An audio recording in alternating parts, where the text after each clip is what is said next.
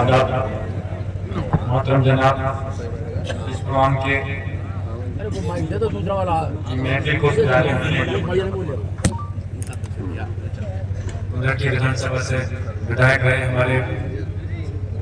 सरपरस्त हाजी रिजवान साहब और यहाँ पर तशरीफ फरमा मेरे वालिद मोहतरम मौलाना ममलूकुर रहमान साहब, बिलारी विधानसभा से विधायक मेरे बड़े भाई हाजी फहीम इरफान साहब, मुरादाबाद जिले के जिला अध्यक्ष बड़े भाई जयवीर सिंह यादव साहब, संभल जिले के जिला अध्यक्ष बड़े भाई असगर अली अंसारी साहब,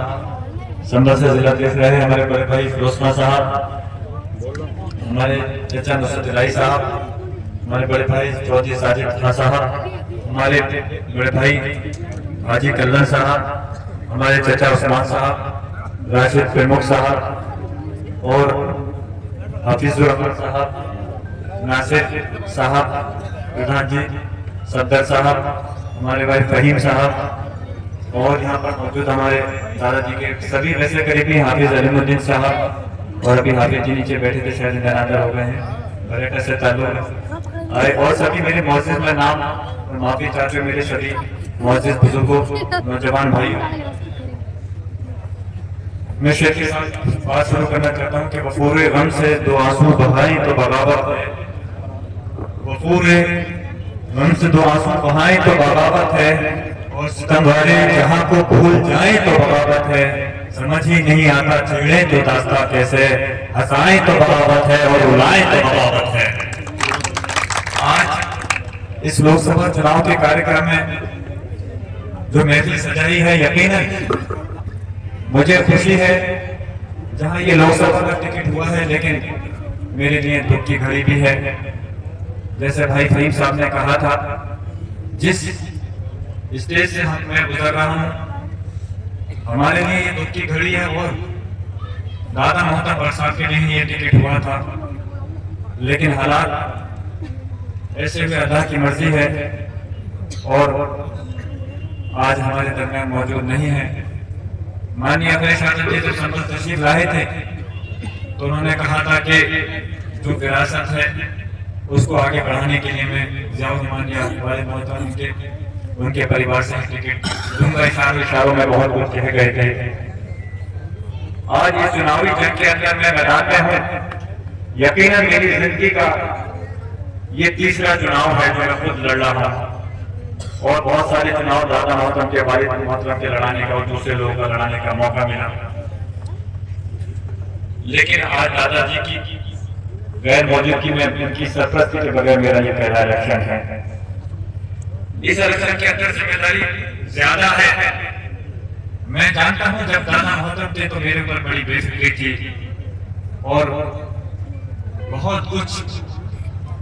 सोचे बगैर ये सोच लेते थे कि उनकी सरपरस्ती हमारे पर रहेगी तो इंशाल्लाह कोई परेशानी नहीं रहेगी, लेकिन हालात के हिसाब से दादाजी के साथ ट्रेनिंग लेकर के बहुत कुछ सीखने को मिला। इस जो लोकसभा का जो देश की सबसे बड़ी पंचायत का ये चुनाव है, हेलो, देश की सबसे बड़ी पंचायत का जो चुनाव संभल लोकसभा से मैं लड़ रहा हूँ, यकीनन उम्र मेरे चुनाव के हिसाब से लोकतंत्र के हिसाब से तो पूरी है, लेकिन दादाजी का तजुर्बा मेरे साथ बहुत बड़ा है। बहुत कुछ सीखने को मिला उनके साथ कि किन हालात में क्या फैसला लेना चाहिए और कब किस हिसाब से कहां क्या रुख तैयार करना चाहिए। आज इस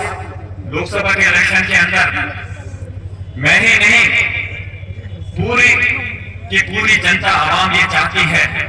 कि भारतीय जनता पार्टी को हटाने के लिए, समाजवादी पार्टी को मजबूत करने के लिए, इंडिया गठबंधन की सरकार बनाने के लिए सब लोग एक मंच पर हैं और इसमें कोई दो राय नहीं कि दादा मोहतरम भट्ट साहब की सरपरस्ती सिर्फ मेरे सर पर ही नहीं थी, बल्कि सभी कौम, गरीब मजदूर लोग उनको अपना हमदर्द सरपरस्त समझते थे और आज उनकी कमी बेपनाह हल्की है। मेरे बुजुर्ग नौजवान भाई, आज भारतीय जनता पार्टी की फिरका परस्त ताकत से मुकाबला है, यकीनन वो हर कोशिश करेंगे कि हम किसी भी तरह से इस सीट को जीतें। लेकिन मैं ये बात तकब्बुर में या घमंड में नहीं कह रहा। अल्लाह ने चाहा तो इंशाअल्लाह ताला संभल लोकसभा की सीट इस बार समाजवादी पार्टी की ऐतिहासिक वोटों से जीतेगी और एक इतिहास कायम करेगी। मैं ये जानता हूं, मुझे जहां पूरे क्षेत्र के अंदर मेरी ये कोशिश है कि हर आदमी को मना करके, चाहे कोई ताकतवर हो या गरीब हो, लेकिन मेरी कोशिश है हर आदमी साथ आए और मदद करे, क्योंकि चुनाव तो वोटों के बल में ही जीता जाता है, हवाइयों से नहीं जीता जाता। आज हमारे हाजी रिजवान साहब, हमारे चचा विधायक ने जो ये मीटिंग बुलाई है, मैं उनका भी शुक्रिया अदा करता हूँ। लेकिन मेरे दिलों के अंदर दादाजी के वो अल्फाज हमेशा मेरे दिलो दिमाग में जिंदा रहते हैं। आज बीजेपी की पूरी ताकत भी अगर लगी होगी, लेकिन मेरा दिल और मेरा दिमाग और जुबान यही कहती है कि इंशाअल्लाह ताला अगर अल्लाह को इज्जत देनी है तो दुनिया की कोई ताकत नहीं रोक सकती, और अल्लाह को किसी मुकाम पर नहीं पहुंचाना तो कोई किसी ताकत पर नहीं पहुंचा सकता। आज हमको और आपको मिलकर के लड़ना है। यकीनन इस विधानसभा के इलेक्शन में भी आप लोगों ने मुझे बहुत प्यार मोहब्बत से नवाजा है और विधानसभा में भेजने का काम किया, और अब इस कड़ी को आगे बढ़ाते हुए जब मैं इंशाअल्लाह पार्लियामेंट्री संसद की दहलीज पे पहुंचूंगा तो इस बात का मैं जरूर ख्याल रखूंगा कि मैं दादा मोहतरम बख्श साहब की जगह तो मैं नहीं ले सकता, लेकिन इंशाअल्लाह उनके नक्शे कदम पर चल करके अपनी कौम की आवाज को बुलंद करने के लिए पार्लियामेंट में हमेशा तैयार रहूंगा। मेरे बुजुर्गों, नौजवान भाइयों, जो भारतीय जनता पार्टी फिरका परस्त ताकत आज इस संबल लोकसभा क्षेत्र नहीं बल्कि प्रदेश और देश में जो हालात पैदा कर रखी हैं, जिस तरह से उसने राजनीति करने के लिए, अपनी कुर्सी को हथियाने के लिए, किसी भी हथकंडे तक जाने के लिए तैयार रहती है, और आज हमें मालूम है कि उसने कि खास तौर से हमारी कौम को टारगेट करते हुए, निशाना बनाते हुए जो जुल्म ज्यादती की है, जो अत्याचार किए हैं, जो झूठे मुकदमे दर्ज किए हैं, और जो हमारे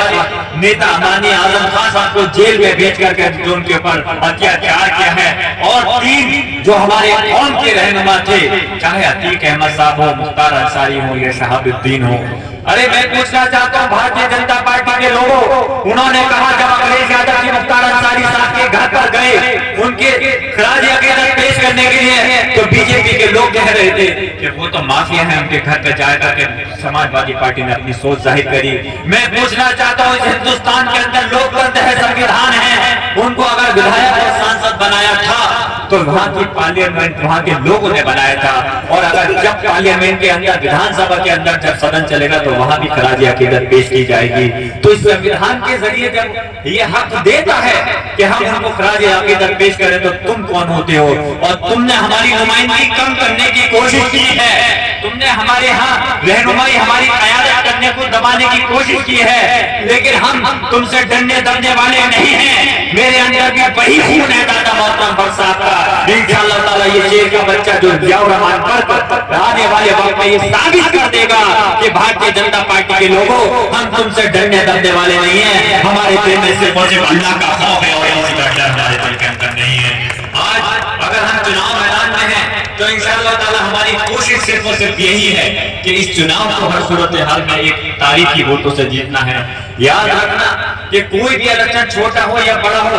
कभी भी खुशफहमी में इलेक्शन को नहीं लड़ना चाहिए। मैं आज जहां भी जाता हूं, अल्लाह के करम से ज्यादातर गांव के अंदर, किसी भी विधानसभा का गांव हो, लोग मोहब्बत से नवाज रहे हैं और इस बात को कहते भी हैं। हर गांव में तो नहीं, लेकिन काफी गांव में कहते हैं कि तुम यहाँ मेहनत मत करो, दूसरे गांव में जाओ, यहाँ तो इंशाअल्लाह तुम्हें वोट मिलेंगे। कहीं माननीय अखिलेश यादव जी के नाम पर, और कहीं दादा मोहतरम वो भी समाजवादी पार्टी में थे तो उनके नाम पर। लेकिन फिर भी मेरी कोशिश यही है कि मैं इस कम वक्त के अंदर हर गाँव के अंदर पहुंच करके सभी लोगों से गुजारिश और दरखास्त कर लूँ। याद रखना कि भारतीय जनता पार्टी उस ताकत में लगी हुई है, उस सोच में लगी हुई है, जितना नुकसान हो गया हमें 7 साल की प्रदेश की हुकूमत में और 10 साल की केंद्र की हुकूमत में पहुंचाया है। आने वाले समय के अंदर वो मिसाल दी जाती है कि लाखों ने खता की थी और सदियों ने सजा पाई, तो कोई हमसे वो गलती नहीं होनी चाहिए जिससे कि भारतीय जनता पार्टी फिरका परस्त ताकत उसको मजबूती मिले।